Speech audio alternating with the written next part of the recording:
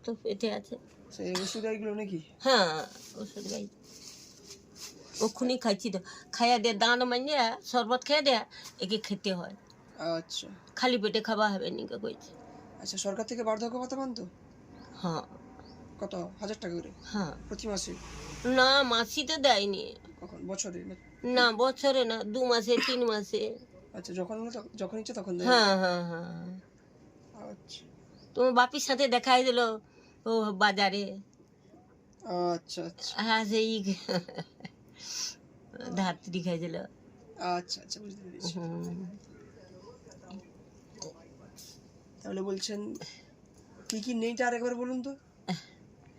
আলু নেই, হ্যাঁ আর ডাল নেই, তেলটা হাফের একটু কম হয়েছে, ধরছি এখন হাফ আছে।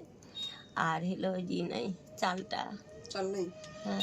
আচ্ছা, আর সমস্ত কিছু আছে?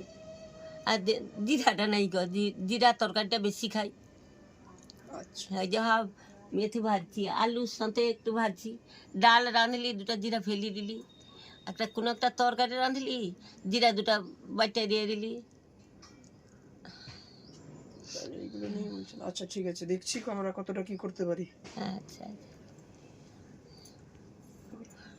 ভাবি দেখে রে, ঘর দেখে দেখ কি কষ্টে আছি দেখছো। বেটা মনে করে যদি ঘুরে একটা দেখতো তো